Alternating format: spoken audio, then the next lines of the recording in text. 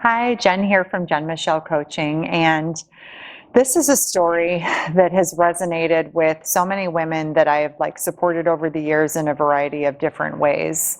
And it was one of the biggest sort of wake-up calls for me that has led me to be where I am now, with the husband I have now, with doing the work that I do now. So it really opened up so many different doors. So I want to dive into the text that changed the entire trajectory of my life. For those of you new to my channel, I would love to invite you to subscribe. I release a video weekly. So when I was 30, it was my birthday. And I had been in a relationship with a man for 3 years who couldn't make up his mind, but I was head over heels for him and longed to be in deeper commitment and marriage with him ultimately. So on my 30th birthday, I'm all dressed up and I'm ready to go out to dinner with him to celebrate. And about 10-20 minutes before he's supposed to pick me up, he cancels and says that something came up with his work and he had to cancel our date. And it was the first time in any relationship I had been in up until that point where I became more angry than scared of losing someone. So it was like a switch flipped inside of me where it was just not okay. And so I remember responding to the text, I don't remember exactly what I said, but it was like, okay. But I made a commitment right then and there that I was done, that I would not be communicating with this man ever again unless he showed up with something very profound and real to say, indicating that he was ready for something that I guess sort of meant he was all in, right? All in, ready to claim me fully. So I'm going to share a little bit of 3 sort of different aspects of this story to support any of you that have accepted crumbs, accepted being in a situationship, have been waiting and hoping and falling in love with a man's potential versus the truth of who he actually is and what he's capable of. The first aspect of it is anger. As women, we have a tendency to make anger wrong, but it was this primal anger that led me to choose myself and say, enough, I'm not taking this anymore.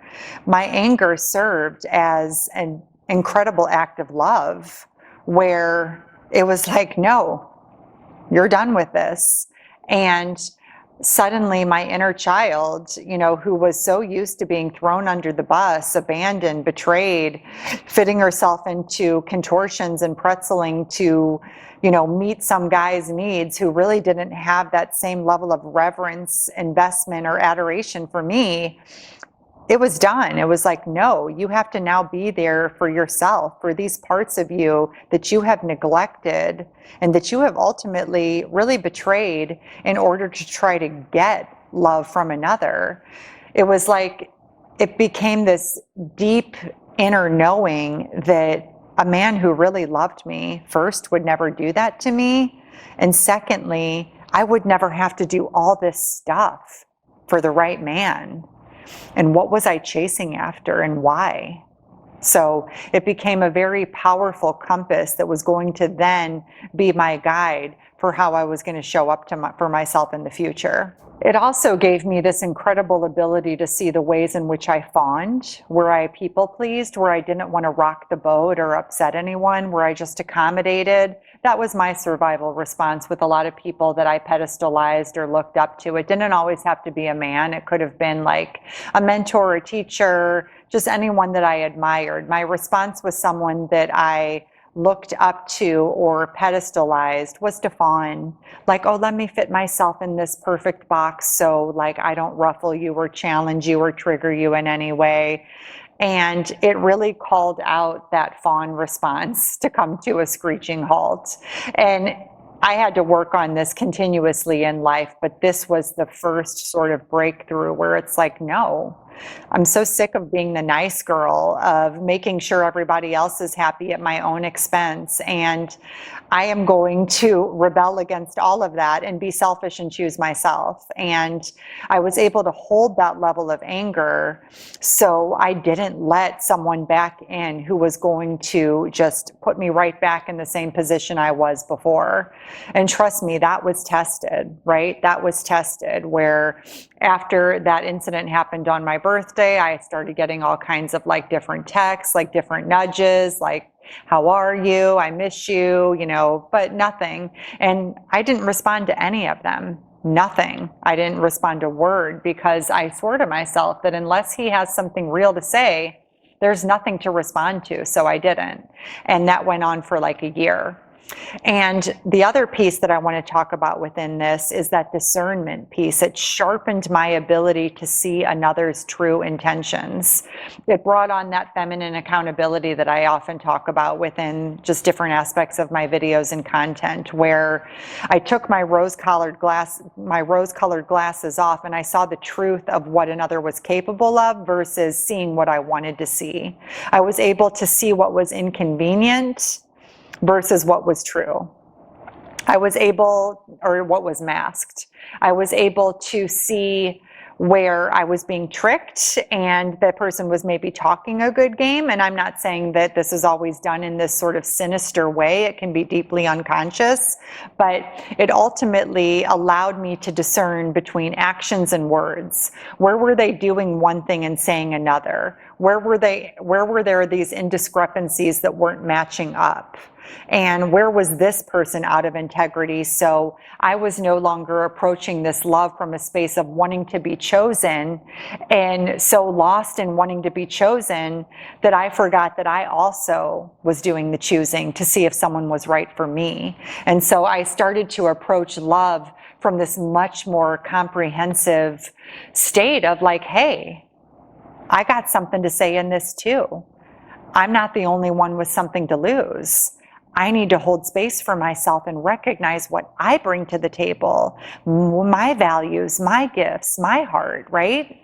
And so this is what really led to me refining and letting go of anything that wasn't that, which ultimately led me to meeting my husband. So after that year, I started dating again, and I met my husband. I didn't know he was going to be my husband at the time, but I really just felt such a strong connection with him, and he was such an integrous, good, solid man. And I allowed myself to receive. I softened. I stopped pedestalizing. I took my time. I brought in an awareness that wasn't online before. And as a result, things unfolded differently between us. Yes, I had challenges after I got married, but that dating process was beautiful, where I really allowed myself to see the truth of who he was and watch his actions more than hoping one day this guy was going to get it if I did enough, right? So the energy was very, very different. And ultimately, that first man did come back with clarity. After all that time and space and me choosing myself, he came back ready to claim me, but it was too late. I had told him I met someone new and I wanted to see where it led. And that was it. That was the last time we spoke, and the rest is history.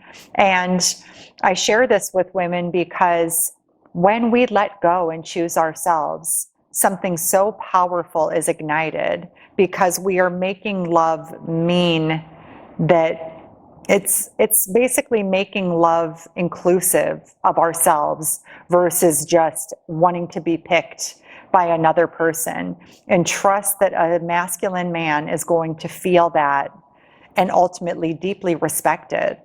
And if he's the man for you and the timing is right, that will evoke a very, very powerful connection between the two of you, where you really teach someone how to treat you without words required. And for me, it took this experience for me to really learn that and to integrate and embody that.